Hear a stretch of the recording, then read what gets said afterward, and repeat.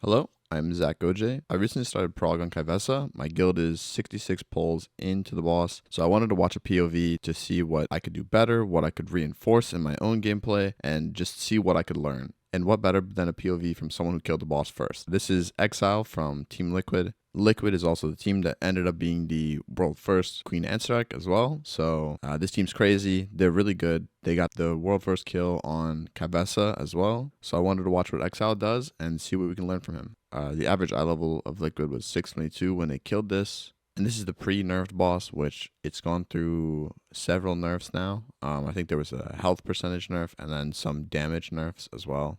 From some of the abilities, but to learn from the unnerfed boss will just translate to the current boss even more, as well as I've got about 10 eye level on Exile and on the entire Liquid raid during this kill. So it'll all translate really well to this. What I'm watching for is just small gameplay defensive. So something that I did notice is on these pull-ins, he doesn't pop feint. I'm not trying to criticize or anything. I think the reason being is this was a very tight DPS check, as you'll see in the end. I mean, there's 622. I think the boss went through a health percentage nerf after they had killed it. The other thing to remember as well is this is a different version of Assassination Rogue. This was before Echoing Reprimand was removed and before Feint was taken off global. So those also play a part of why he could not be fainting. I'm not criticizing. I think I'm going to continue to feint during my prog because I mitigated about 43% of the suck-in, which is this. And I don't think there reasonably is a damage check for us anymore because we've gotten the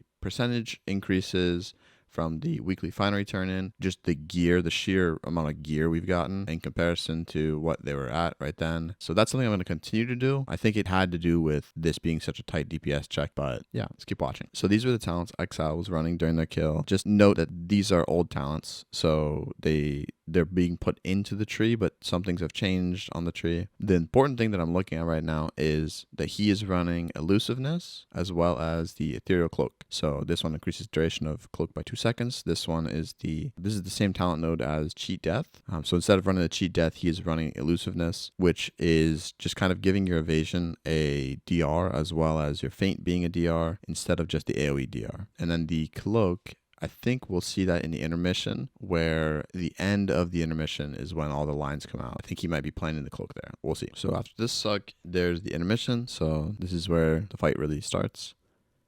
So he has a reminder to tell him what position he's in. I'm going to apply that to my own stuff. I think that's really good. Just a reminder, just to double check what you are. And then now I'm interested in the defensives. So he presses feint on the first line that he gets targeted with. He waited until he got targeted, and then he's just chilling. He gets another line.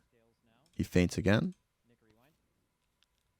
Then he has a planned Cloak Shadows in 3 seconds. And also his transmitter's planned, which that's to pre-set up for his death mark. So he's targeted again.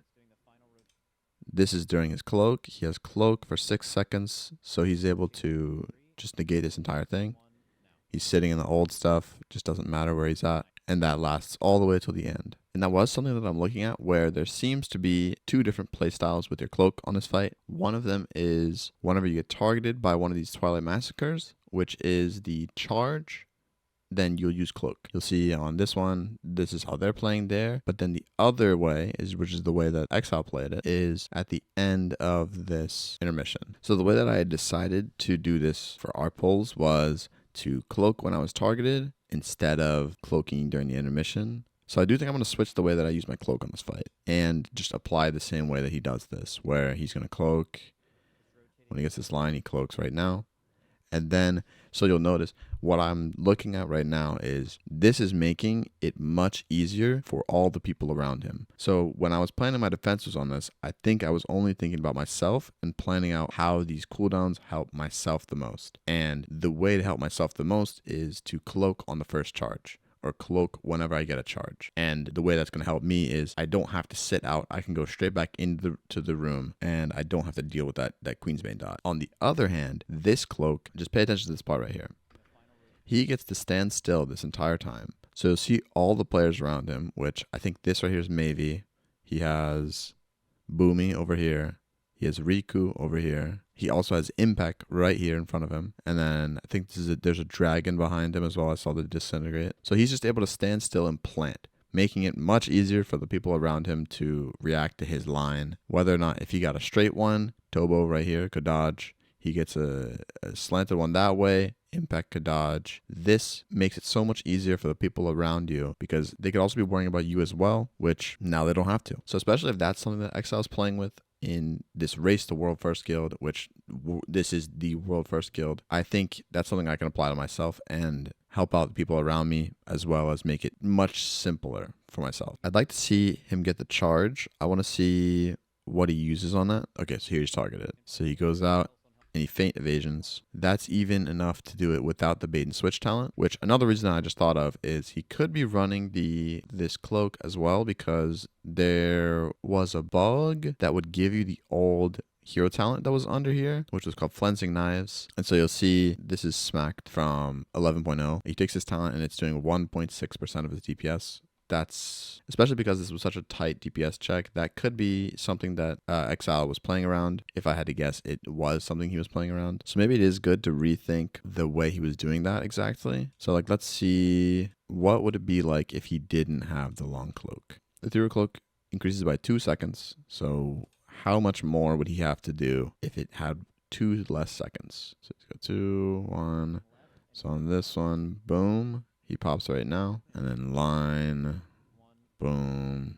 So right here, it would already be dropped off. So I think he would have just had to take one more line. Let me check that though. He does have a little bit extra at the end here. So maybe there's a way that I could plan this timer a little bit tighter. Like at the very end, he has 1.5. So I think I can still do the same thing he's doing. Maybe just with a little bit tighter timing, I could do it. I mean, yeah, it's like right then it hits him with 1.6. So whether or not I'm able to get one extra line in with the same timing he's doing, or I just have to drop one line, I think it's okay to run bait and switch instead because it does look like he's getting just chunked during this Queensbane. Like, let me skip a little bit forward to it. Like during here, he has the evasion, Crimson Vial, and feint, and he is half HP, just getting chunked. So I think running the bait and switch could help. And so I could just do the same thing with having a little bit more with that 20% magic damage reduced in addition to the already elusiveness evasion. And so it really isn't that bad having to do the orbs as well, where he gets to go back into the boss, just hit it a couple of times and then walk out. This might have been something that I would be feinting on. Like I said, I'm gonna keep feinting on the suck. I think just because of how much extra damage we have compared to them, I think that is why he wasn't feinting. So, and again, he cloaks at the end here. He uses it to sit on top of his transmitter thing. So right there, he got really low, really close to dying. So like I said, I do think this is actually quite big to be feinting.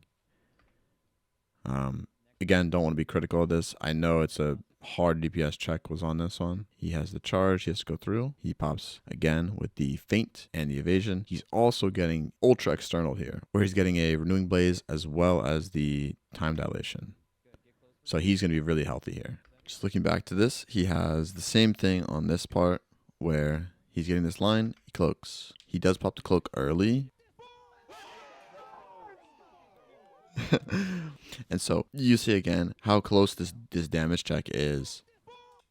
I mean, the very next cast the boss was going to do is the Enrage. So I can see why these globals do matter in this case, where this feint during the suck-in, the energy and the global required to feint during those suck-ins, I think is being outweighed in their case from the crazy DPS check that this was. So to go over the things that I'm going to be changing in my own Kyveza prog, I'm going to be moving my cloak to the same spot that he's putting his cloak. I think it's really valuable during that intermission to be making it so much easier for all the players around you, giving them less to dodge, just one less person to be moving around or worrying about hitting with your own line. I think that's really big value, and that's one of the biggest parts that will change from pole to pole is how well your team dodges, because all the line directions are random. The other mechanics in the fight are all planned. They're all set ways that we're doing them. So from pole to pole, the chance of that messing up is much less likely. The things that I'm going to do differently than Exile in this is I'm going to feint on every single Nether Rift, which is the pull-in. He needed those globals. He needed the energy to kill the boss before that Enrage. So the way I'm going to be handling my charge now is instead of cloaking, I'm going to be feint, evasion, and crimson vial if I think I need it. Another difference I'm going to have from exile in this, I'm going to be running the bait and switch, which is the extra 20% magical damage DR on my evasion, because again, I think that was another part of why he's running the longer cloak is 1.6% of your damage comes from a talent that was being given to you before the 11.0.5 change. So I'm only going to have my cloak on the last 5 seconds of the intermission instead of the entire last 7 seconds, which might be able to be done in the same way he did it without missing anything. I'll check if I'm able to do that. Thank you to Exile for letting me use his POV. I appreciate that, and I love having his POV during Race World First as a rogue myself. Let me know if you like videos like this. Let me know if you want to learn more from other players. So I'll apply all of this to my own Kyveza prog,